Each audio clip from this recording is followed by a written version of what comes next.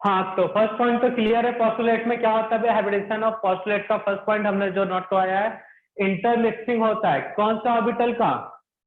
अब एटम और एटम आपस में टकराएंगे तो पहले आउटर सेल टकराएगा ना, कि इनर वाला टकराएगा? तो आउटर आउटर सेल में सेल। जो ऑर्बिटल होंगे वो टकर। क्लियर है? जितने नंबर ऑफ ऑर्बिटल टकराएंगे उतने ही नंबर में नए ऑर्बिटल फॉर्म होंगे। उसे हम क्या बोलेंगे? Hybrid orbital. ठीक है ना? और इन्हीं हाइब्रिड ऑर्बिटल से ही डिपेंड करेगा हाइब्रिडेशन का टाइप। क्लियर है? हाइब्रिड ऑर्बिटल का शेप कैसा होता है भाई? डम्बल शेप का तो होता है, लेकिन थोड़ा सा ये इस टाइप का, एक छोटा लोब होगा और एक बड़ा लोब होगा। इस छोटे और बड़े लोब के कारण इसमें कौन सा बॉन्ड नहीं बन सकता भाई? कौन? Pi bond. हाइब्रिडेशन से पाई बॉन्ड का फॉर्मेशन नहीं बता सकते, ठीक है? ओवरलैपिंग से बता सकते हैं। हाँ, हाइब्रिडेशन में कौन से बॉन्ड पार्टिसिपेट कर रहे हैं? कौन कौन से टाइप का ऑर्बिटल पार्टिसिपेट करते हैं? Half field, vacant, full field. कौन कौन से? Half field, full field, vacant. लेकिन बॉन्ड सिर्फ कौन बनाएगा? Half field. हाफ फील्ड, क्योंकि उसमें होगा ओवरलैपिंग। क्लियर है सभी को? अब उसके बाद क्या था भाई? एस करेक्टर वाला था सीधा से। टाइप से पता ही चल गया हाइब्रिडेशन में जितने ऑर्बिटल। हाँ, एस करेक्टर से बहुत सारी चीजें थे, एक साथ नोट कर लेते हैं। एस करेक्टर क्या बताता है भाई? Electronegativity of compound. S percentage ज्यादा तो इलेक्ट्रोनेगेटिविटी ज्यादा। बॉन्ड एनर्जी, ठीक है ना? बॉन्ड एनर्जी और इनवर्सली प्रोपोर्शनल किसके? Size of hybrid orbital. Size of hybrid orbital. Very good. Size of hybrid orbital, ये याद रखना है भाई। तो ये था हाइब्रिडेशन में। चलो अब हाइब्रिडेशन निकालने के लिए कुछ शॉर्टकट मेथड देखते हैं। आपको एग्जाम में जेडब्ल्यू और नीट में अगर ground state, excited state, hybrid state बनाते रह गए तो भैया हो गया कल्याण आपका। तो अब शॉर्टकट ट्रिक देखते हैं। उस ट्रिक से हम लोग सीख जाएंगे how can find out the hybridisation. Sir paper में जैसे तो पहले सीखा था वैसे ही करेंगे ना? हाँ हाँ, वैसे पेपर में वैसे ही आएगा। फिलहाल टॉपिक पे वापस आ जाओ। चलो, पहले नोट में दो चार बातें समझना पड़ेगा। तो सबको पहले सेंट्रल एटम पहचाने आता है।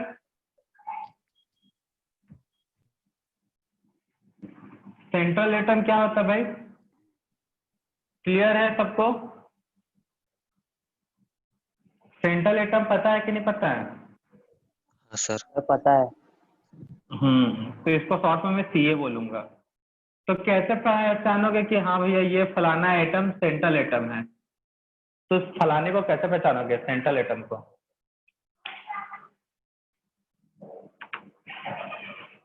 बोलो। PCl5, PCl5 central atom. Water central atom. क्या है बताओ जल्दी? NH3 central atom. क्या है यहाँ पे सेंट्रल एटम? पी। सर पहले में पी, फॉस्फोरस, सेकंड में ऑक्सीजन, थर्ड में P nitrogen. Oxygen nitrogen.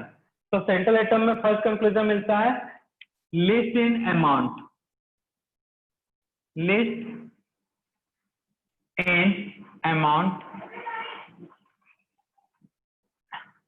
Amount में क्या होगा? कम होगा, तो वो हमारा सेंट्रल एटम होगा। साथ में अब जैसे कुछ एग्जांपल, POCl3। अब यहाँ पे सेंट्रल एटम बताओ। HCOF2, HCOF3। अब सेंट्रल एटम कौन सा होगा? ओ। ऑक्सीजन। देखो, मैं अगर यहाँ पे Ca बोल रहा हूँ, बता देते हैं हम। यहाँ पे फॉस्फोरस है, यहाँ पे Ca। तुमको हिंट देना है कौन होगा, ठीक है ना? वो हिंट देखते हैं कौन कौन पहचान लेता है भाई। यहाँ पे भी xenon.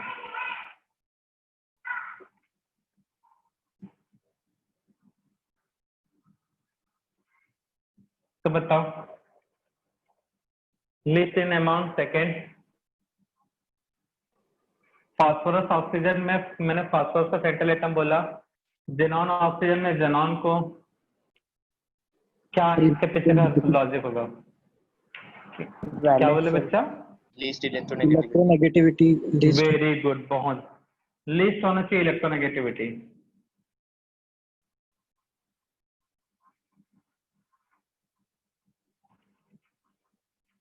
Electronegativity is very low.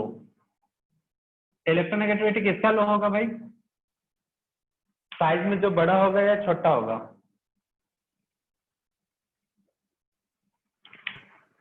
Size में जो बड़ा होगा। बिगर इन साइज। कॉमन सेंस है भाई। घर का मुखिया कौन होता है? जो कल का बच्चा जो जन्मा उसको घर का मुखिया बनाते हैं, या जो एकदम थोड़ा सा बुजुर्ग टाइप का हो? घर के मुखिया तुम हो या तुम्हारे पापा? पापा। मेरे पापा। ठीक है, मम्मी भी रहती है कई घर में। तो क्लियर है यहाँ पे? तो जो साइज में बड़ा होगा, एलिमेंट साइज में बड़ा होना चाहिए, अमाउंट में कम होना चाहिए, और इलेक्ट्रोनेगेटिविटी बहुत कम होना चाहिए। तो वही हमारा होता है सेंट्रल एटम। ये एग्जांपल। तो ये रटने वाला नहीं है, समझने वाला था। समझ जाओगे आप सेंट्रल एटम? बोलो। हाँ सर। अभी भी कंफ्यूजन है? सेकेंड, मोनोवेलेंट एटम से क्या समझते हो? Monovalent atom single valence electron. Single valence. Very good. Monovalent मतलब मोनो मतलब वन होगा। हाँ, वैलेंसी वन। ऐसा एलिमेंट है जो सिंगल वन बनाए। द वैलेंसी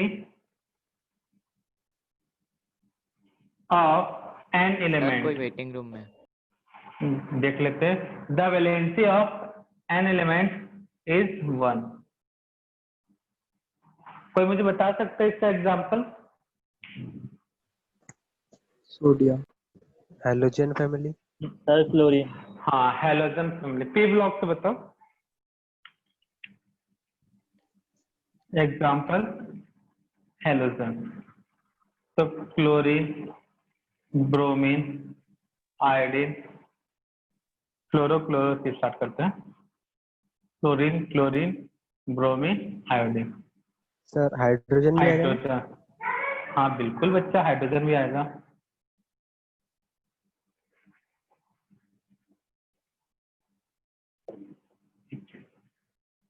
क्लियर है? डाइवेलेंट एटम मतलब the valency of an element is 2। Divalent Two. मतलब valency of an element is 3। Clear है सभी को? तो ये दो चीजें अगर पहचान जाते हो तो ट्रिक आपके लिए काम का। नहीं तो फिर हाथ जोड़ते जोड़ते बोलो जय सिया राम बोलते ना।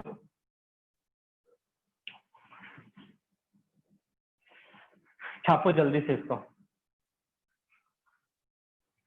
और प्लस करने आता है ना भाई? 1 + 2 करने से 3 आता है। 3 प्लस मतलब 1 + 4 करने से 5 आता है। ऐसा तो आता है ना प्लस करने सबको? हाँ सर।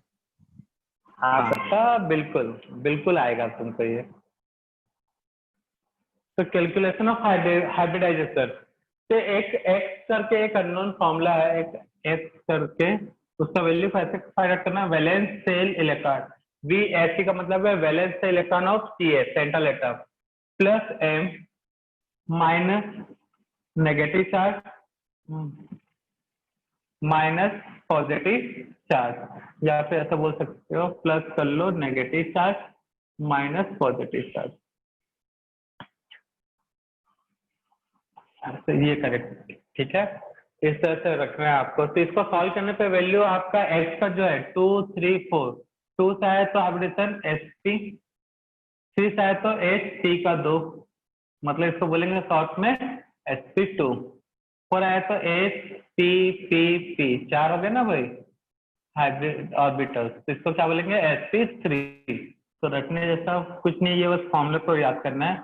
sp3pd टोटल हो गया 5, इसलिए बोलेंगे इसे sp3d। वैसे sp3d2 और लास्ट वाला क्या होगा sp3d3। तो देखो फॉर्मूला का यूज करते हैं। अभी नहीं समझ आएगा फॉर्मूला। हम लोग कौन कौन सा कंपाउंड का हाइब्रिडेशन निकाले थे भाई? सबसे स्टार्टिंग में पहला BeCl2, ठीक है ना। सेकेंड एलिमेंट कौन सा था?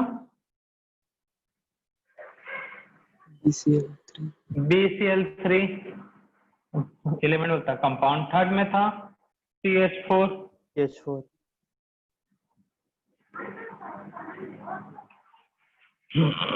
फोर्थ में क्या था? PCl5, CCl5, PCl5, SF6, 6 में IF7। तो सबसे पहले इन सब में सेंट्रल एटम पता होना चाहिए। अभी तो कोई दिक्कत नहीं है, सिंगल जो है वही सेंट्रल एटम है। जब एक साथ ज्यादा सिंगल एटम दिखे तब इलेक्ट्रोनेगेटिविटी से और साइड के हिसाब से जज करोगे। तो क्या बोला गया फॉर्मूला में? एक्स का वैल्यू क्या होना चाहिए? वैलेंस इलेक्ट्रॉन ऑफ सी ए। तो सेंट्रल एटम बी के वैलेंस शेल में कितने इलेक्ट्रॉन होता है? रटा होना चाहिए। ग्रुप नंबर है एस ब्लॉक में वैलेंस इलेक्ट्रॉन, पी ब्लॉक में ग्रुप नंबर में -10। तो बेरिलियम के वैलेंस शेल में कितने इलेक्ट्रॉन है? कौन से ग्रुप में है बेरिलियम? बोलो। Second group, second group, second group. तो वैलेंस शेल में कितने इलेक्ट्रॉन है? 2। ये अभी दो। समझना, इसको नोट कोई नहीं करेगा, बता दे रहे अभी। प्लस एम मतलब है मोनोवेलेंट एटम। कितने मोनोवेलेंट एटम है? 2, 2। ना पॉजिटिव चार्ज ना ही नेगेटिव चार्ज, डिवाइडेड बाय 2। तो कितना आएगा? 2, 2 हाइब्रिडेशन sp। आ गया कि नहीं आ गया भाई? वैलेंस शेल, बोरान के वैलेंस शेल में कितने इलेक्ट्रॉन है बताओ? बोरान के वैलेंस शेल में 5, 5 कहां से? 3, 13 है ना group. Valence shell of Ca 3 plus M मतलब मोनोवेलेंट एटम। कितने मोनोवेलेंट एटम है यहाँ पे? 3। ना पॉजिटिव चार्ज ना ही नेगेटिव चार्ज, डिवाइडेड बाय 2। कितना आएगा भाई? 3 हाइब्रिडेशन sp2। आ रहा है कि नहीं आ रहा भाई? यहाँ पे बताओ। सेंट्रल एटम कार्बन, कार्बन का वैलेंस शेल में कितने electron? 4। Number of monovalent atom 4। ना पॉजिटिव चार्ज ना ही नेगेटिव चार्ज, 2। 4 से sp3 आ रहा है। PCl5 में फास्फोरस का आटम, वैलेंस शेल में आउटर शेल में कितने इलेक्ट्रॉन? 3, ग्रुप 15 से है, तो 15 में 5। स्टार्टिंग में टेबल बोला था याद रखने के लिए। मोनोवेलेंट एटम क्लोरीन 5, ना ही पॉजिटिव चार्ज ना ही नेगेटिव चार्ज, तो 5 से क्या होगा? sp3d। फिफ्थ वाले में वैलेंस शेल में 6, कितने इलेक्ट्रॉन है बच्चा? 6। मोनोवेलेंट एटम 6, ना ही पॉजिटिव चार्ज ना ही नेगेटिव चार्ज, तो 6 से क्या आएगा? sp3d2। आयरन के वैलेंस शेल में 7, मोनोवेलेंट एटम 7, ना ही पॉजिटिव चार्ज ना ही नेगेटिव चार्ज, तो 7 से क्या आता है भाई? sp3d3। यही आता है। तो है ना भैया कमाल का चीज? कमाल है, बेमिसाल है। समझ में आया कि नहीं आया भाई? एग्जांपल बताओ ना। बता रहे ना भाई, ये मतलब प्रूफ करने के लिए बताएंगे, बहुत एग्जाम्पल कराएंगे। अभी तो होमवर्क भी देंगे, देखो बहुत दिन से होमवर्क नहीं मिला था ना। अब चार्ज वाला, ठीक है ना। चलो CO3 2 CO3 2 minus, valence central atom कौन है पहले बताओ? C. C. सी। वैलेंस में कितने इलेक्ट्रॉन? 4। 4. मोनोवैलेंट एटम है, यहाँ पे ऑक्सीजन डबल बॉन्ड बनाता है, single bond? Double bond. Divalent होता है वो जनरली, ठीक है ना। तो मोनोवैलेंट एटम 0। नेगेटिव चार्ज है तो उसको क्या करना है भैया? प्लस। तो कितना नेगेटिव चार्ज है? 2. -2. 2, ठीक है ना। तो इस तरह से 2 लिखोगे, -2 नहीं।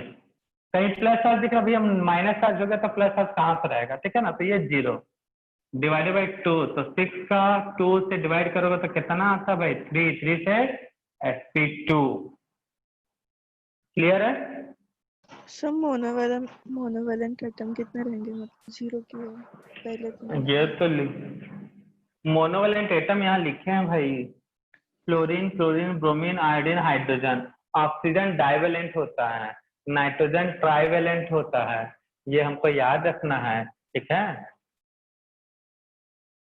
तो फिलहाल पहले फॉर्मूला नोट करो। तो यहाँ पे m मतलब क्या है? वेयर कर लेना भाई, नहीं तो कल को कंफ्यूजन ना हो जाए किसी को। Where m equal to number of monovalent atom. Monovalent atom इसलिए स्टार्टिंग में बताएं। एग्जाम्पल फिर से, generally hydrogen, fluorine, chlorine, bromine, iodine, यही लिखने वाले हैं। ये क्या है? वैल्यू ऑफ नेगेटिव, यहाँ पे ए कर लेता हूँ, ठीक है ना। मैं term A, value of negative charge.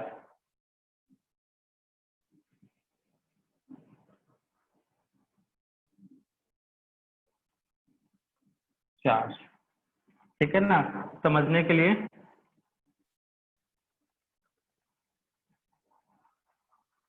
नहीं तो बाद में समझेंगे। यहाँ पे C कर लेता हूँ, A for anion, C for cation. Anion मतलब नेगेटिव चार्ज होता है, C फॉर कैटायन मतलब positive charge. C value of positive charge, note कर लो।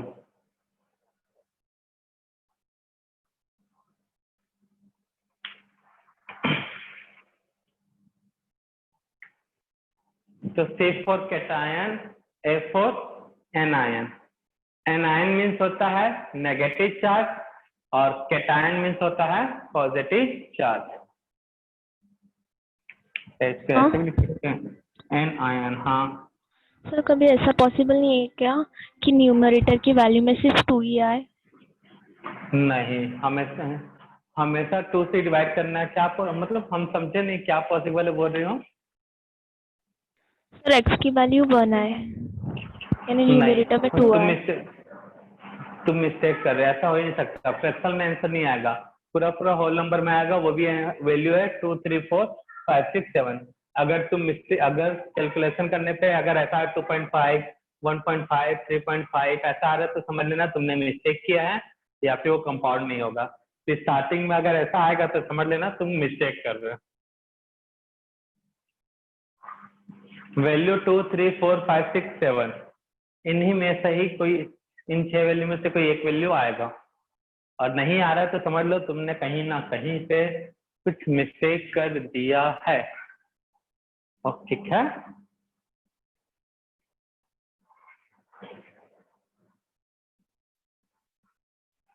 Find out the hybridisation in given compound और ion. Hybridisation in given compound और ion.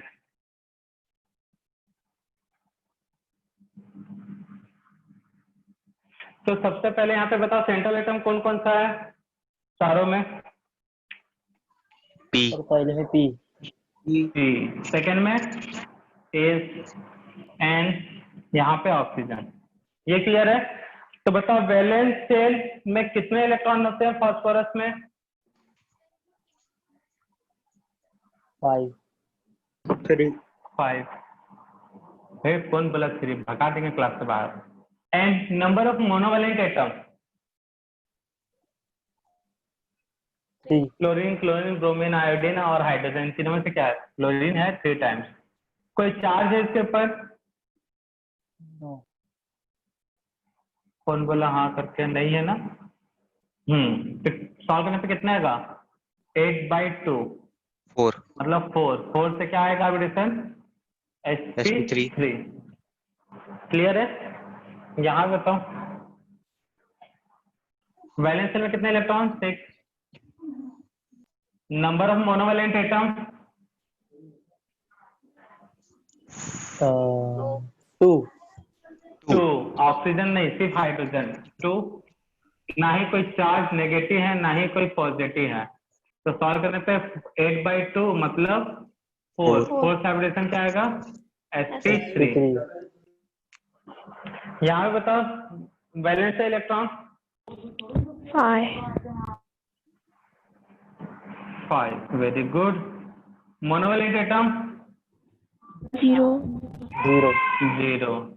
Anion कितना है negative charge? 1। 3 ठीक है ना।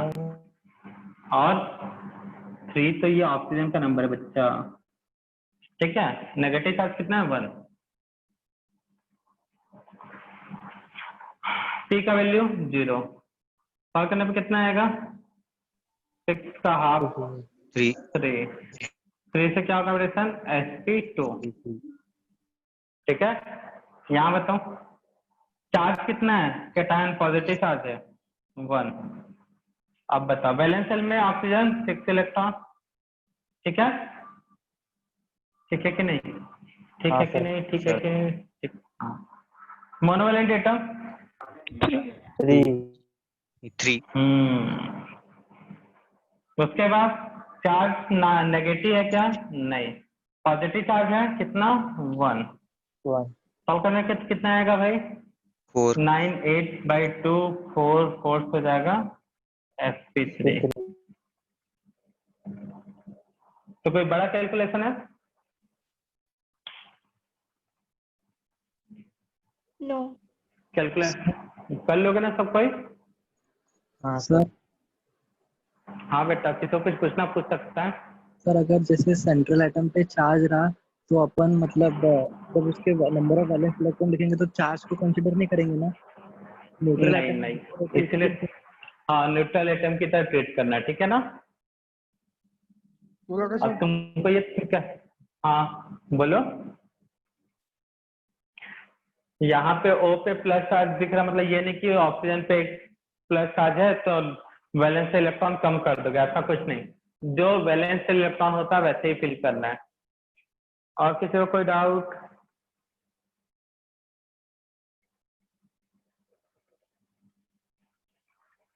क्लियर है ना सभी को? नोट करो जल्दी से।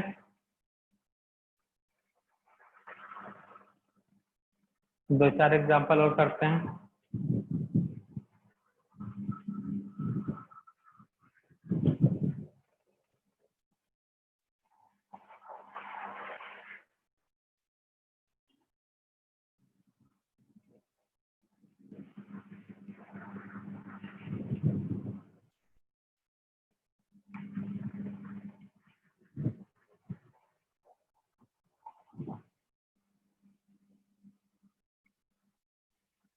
IF7 वैलेंस सेल, सॉरी पहले central atom. Central atom iodine. Central atom मतलब घर का मुखिया, तो घर का मुखिया यहाँ पे आयोडीन। आयोडीन के आउटर सेल में कितने इलेक्ट्रॉन है भाई? मतलब वैलेंस सेल में। ओ बढ़िया से सोचो भाई, कितने कौन से ग्रुप का आयोडीन? 17 ग्रुप 17 का है, तो 17 का वैलेंस सेल में 7 इलेक्ट्रॉन होता है। मोनोवैलेंट एटम कितना रखे हैं बताओ? 8 8 या 7? 7 7। अब बोलोगे सर आयोडीन को अब क्यों काउंट नहीं किए? ठीक है ना, तो बच्चे याद रखना, अगर एक जो मुखिया में काउंट कर लिया तो उसको मेंबर में काउंट नहीं करोगे। आयोडीन हमारा मेन मुखिया है तो इसको आप मोनोवैलेंट एटम नहीं कंसिडर करोगे। क्लियर है? इसलिए चार एग्जांपल करवा रहे हैं अभी नेक्स्ट वाला। तो कितना होगा? 7। ना ही कोई पॉजिटिव चार्ज, ना ही कोई नेगेटिव चार्ज। 7 से क्या है हाइब्रिडेशन? sp3d3। यहाँ पे बताओ वैलेंस शेल में कितने इलेक्ट्रॉन है क्लोरीन के? 7 17 का तो 7। मोनोवैलेंट एटम 4 लोगे या 3? 3 3 3, क्योंकि ये सेंट्रल एटम आ गया। ठीक, ना पॉजिटिव चार्ज ना ही नेगेटिव चार्ज। 5 से क्या आएगा? sp3d। ICl2 माइनस कितना होगा बताओ? वैलेंस शेल में तो 7 इलेक्ट्रॉन होगा। मोनोवैलेंट एटम 3 रखो या 2 रखूं? 2। आयोडीन सेंट्रल एटम आ चुका है इसलिए। पॉजिटिव चार्ज, सॉरी फॉर्मूला कुछ अलग लिखते हैं ना। A माइनस सी है, A माइनस सी, यहाँ पे A minus C, A minus C. Negative charge कितना है भाई? 1। पॉजिटिव चार्ज कितना है? होएगा ही नहीं भाई, नेगेटिव चार्ज आ गया तो। कितना है यहाँ? 7, 10, 5। sp3d। इसमें बताओ वैलेंस शेल में 7 इलेक्ट्रॉन, केटायन पॉजिटिव चार्ज कितना है? 1। वैलेंस शेल में 7 इलेक्ट्रॉन, मोनोवैलेंट एटम 3 रखो या 4 रखो? 3। क्लियर है सबको? क्योंकि एक बार सेंट्रल एटम में काउंट होगा तो उसको मोनोवैलेंट में काउंट नहीं करना है। उसके बाद 0 है एनायन, पॉजिटिव चार्ज कितना है? 1। तो सॉल्व करो तो कितना आएगा भाई? Not possible. सर पॉइंट में। अरे नहीं, ये कंपाउंड होता ही नहीं है यहाँ पे। Cl2 plus, sorry Shaktimaan. अगर ऐसा है तो समझ लेना मिस्टेक है, वो कंपाउंड होता ही नहीं है। फिर उसके बाद क्या था भाई? कितना आएगा आंसर? 8, 4, 4 sp3। तो समझ में आया? फ्रैक्शन में आंसर आएगा ही नहीं, याद रखना। और आया समझ लेना, कैलकुलेशन मिस्टेक तो नहीं है। और कैलकुलेशन मिस्टेक नहीं मतलब वो कंपाउंड नहीं होगा उस टाइप का। क्लियर है? नो सर कंपाउंड लिख देना। दूसरी बात पूछनी थी, जैसे Cl अगर Cl2 के ऊपर प्लस का माइनस का आर है तो वो दोनों एटम के ऊपर रहता है या एक के ऊपर रहता है? वो अभी नहीं पता चलेगा, नहीं मतलब किसी ऐसी एक के ऊपर रहेगा। जैसे इलेक्ट्रॉन रहेगा किसी एक को। हाँ। Cl2 में वो जब electron valence shell electron pair and repulsion से भी पढ़ोगे ना, वहां पे क्लियर हो जाएगा। ऐसे चार्ज जो नेगेटिव चार्ज होता है मोस्ट इलेक्ट्रोनेगेटिव एटम पे होता है, पॉजिटिव चार्ज होता है लिस्ट इलेक्ट्रोनेगेटिव एटम पे। अभी फिलहाल बस इतना याद रखो,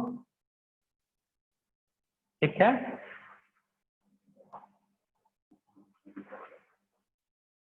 जब वैलेंस से electron pair and repulsion theory पढ़ेंगे तब वहां ज्यादा अच्छे से क्लियर होगा। तो ये होमवर्क है आपका, इसका स्क्रीनशॉट ले लो।